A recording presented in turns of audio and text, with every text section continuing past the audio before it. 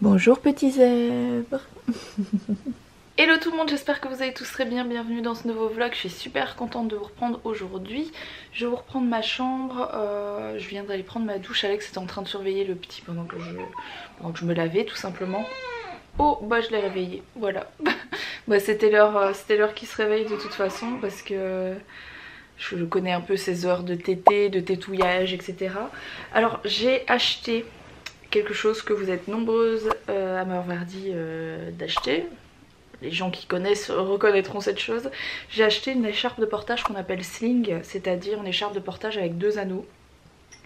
C'est des écharpes de portage qui sont, d'après ce que j'en sais et ce qu'on m'a dit, beaucoup plus simples à installer qu'une écharpe de portage classique. Et j'ai vraiment besoin d'une écharpe de portage pour pouvoir bouger, etc. avec lui. Parce que là je l'ai H24 à bras, déjà j'ai plus d'épaule parce que l'air de rien il fait presque 5 kg, faut pas l'oublier, et je n'ai pas de gros muscles, hein, regardez mes bras. Donc voilà, j'ai commandé celle-ci sur Amazon, j'ai payé genre 70 €, quelque chose comme ça. C'était la seule couleur qui était potable, c'est ce qu'ils appellent gris, bon c'est un gris mint un peu, hein, qui tire sur l'eucalyptus comme ça, couleur eucalyptus. Elle est très jolie, je n'ai pas du tout encore essayé de l'installer, je viens juste de la recevoir. En tout cas là tout de suite, dès qu'il se réveille je lui donne sa tétée et ensuite j'essaie de l'installer dedans. J'ai un manuel pour la mettre et j'ai aussi trouvé une vidéo YouTube de la marque de l'écharpe où ils expliquent comment la mettre. Ça a l'air relativement simple.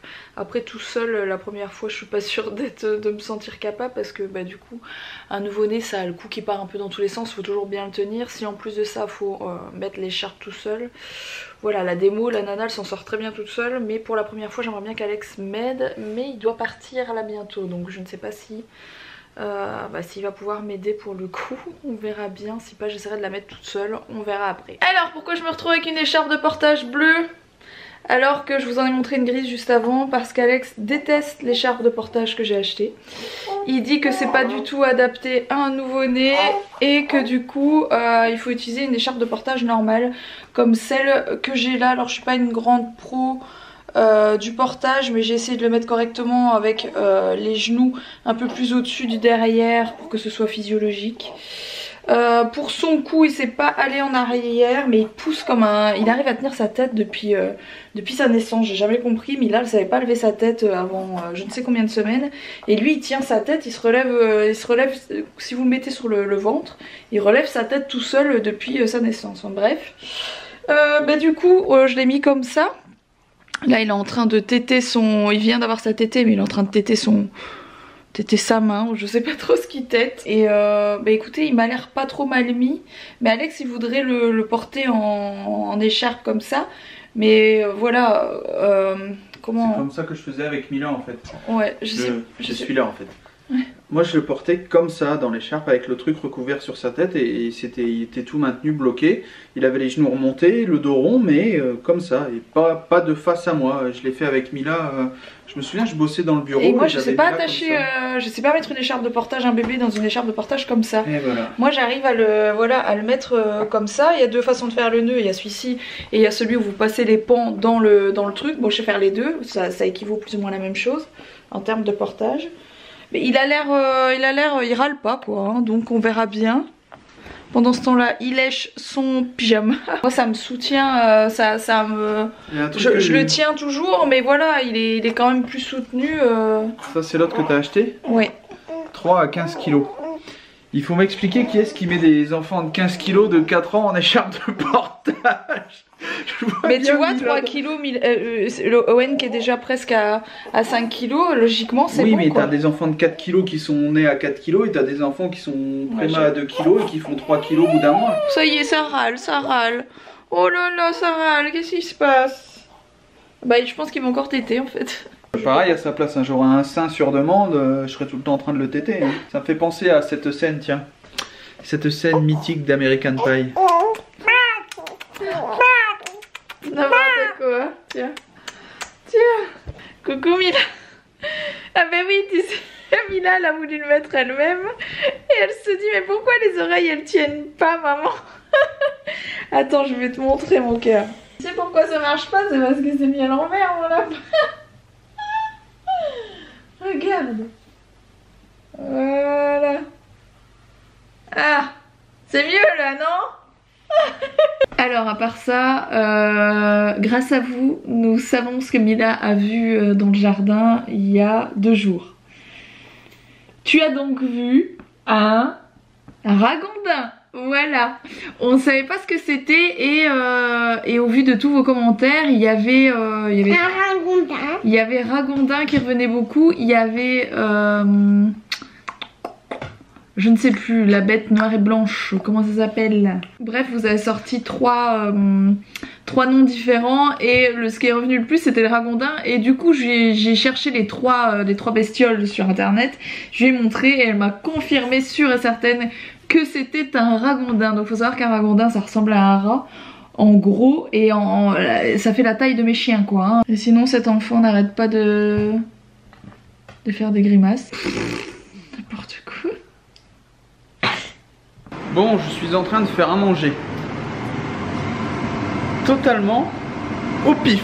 J'ai fait une sauce surprise avec du poisson surprise qui s'est un peu délité. Une mousseline de purée de pommes de terre avec le reste des pommes de terre qui cuisent et en dessous des carottes multicolores arc-en-ciel comme vous voulez pour Mila pour lui faire plaisir.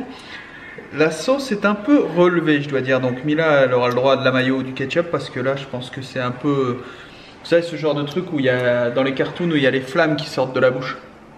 J'ai fait un effort mais ça ne ressemble à rien. Mais j'ai fait un effort. Mais ça ne ressemble à rien. Heureusement que Jean-Pierre Coff n'est pas là, je connais déjà sa réaction. Qu'est-ce que t'en penses Mila, c'est joli ou pas? Voilà, ça veut tout dire. Jean-Pierre Coff est décédé. Jean-Pierre Coff est décédé, je le sais. Touche pas la sauce Mila, celle-là elle pique. Bon. Il sort d'un petit massage là, il a la tête dans le... Petite toilette, nouveau pyjama, il est tellement beau ce pyjama. Trop classe avec le petit col, j'adore. Bon, il pèle toujours un petit peu au visage.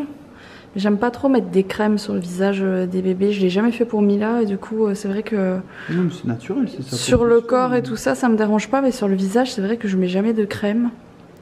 Tous les bébés pèlent. Même papa il pèle. Tu vas à la plage. À part ça, je vous montre à chaque fois Alex qui garde le petit, mais il faut savoir que c'est moi qui l'ai presque toute la journée. Je voulais juste vous montrer, le carrelage n'est pas terminé mais ça a bien avancé, je vous avais montré toute cette partie là et du coup il y a tout ça qui est fait, il reste plus qu'une petite partie ici et ce sera terminé pour cette pièce. Ici c'est vraiment pour faire qu'un atelier pour ranger ses outils etc, donc bon il n'y a pas besoin de faire grand chose de plus. Par contre la pièce d'à côté qui va être enchaînée juste après, voilà, ça devrait être quand même beaucoup mieux parce que ça va être la buanderie, enfin une partie la buanderie, une partie mini salle de sport. On va mettre nos 3-4 trucs. Là on avait déjà commandé un banc de muscu etc, on les a même pas ouverts. On a commandé ça l'année dernière parce qu'on voulait faire du sport l'année dernière et finalement on n'a pas eu le temps de faire cette pièce là et du coup on n'avait pas de place pour installer le banc de muscu et compagnie et mais voilà, là ça va être fait, d'ici quelques semaines ce sera bon. D'ailleurs vous êtes hyper nombreuses à m'avoir dit qu'il fallait que je fasse ma rééducation du périnée avant de faire du sport. Vous inquiétez pas, je l'ai bien fait pour Mila et je sais tout ça. Waouh. Alors, comme d'habitude, en ce moment, c'est moi qui fais la fin du vlog. Roxane est en train de s'occuper d'Owen. Et moi, je vais bosser vite fait sur mon ordi. J'ai 2-3 trucs à régler. Je suis crevé. Je récupère pas la nuit, en fait. Roxane non plus. C'est un peu chaud. La Roxane, elle s'est levée en même temps que moi ce matin. Mais d'habitude, quand je vais mener la petite, j'essaie de la laisser dormir. Mais c'est un peu... Regardez, c'est un peu compliqué. C'est comme ça, on le sait, hein, quand on est parent, les premières semaines, c'est toujours pénible. Le petit se réveille toutes les 1h30, 2h, 3h, et résultat, le lendemain, il neige. Voilà, donc c'est un peu fatigant. Les vlogs, pour l'instant, ça tourne un peu autour de nous, de la maison, parce qu'on peut pas sortir. Moi, ça m'embête aussi parce que j'avance pas, j'avance comme un neuneu dans les travaux, j'arrive pas à avancer, mais bon, je pense que je vais me prendre 15 jours de vacances là qui arrivent. Ça va me faire du bien. faire certains trucs. J'ai pu faire de travaux, je vais faire un peu de moto, je vais faire du rangement, du tri, plein de choses comme ça. C'est très très fatigant de tout jongler en fait, et depuis qu'on a la maison où on bosse quand même assez hard dans la maison, dans les travaux, dans les vidéos, dans tout. Moi je vais vous laisser là et je vous dis à demain pour un prochain vlog. Demain je récupère mon Vito qui est parti en réparation, amortisseur cassé, enfin petit truc. Donc voilà, au programme et plein d'autres choses. Rox a prévu 2-3 trucs, je verrai bien demain. Ciao!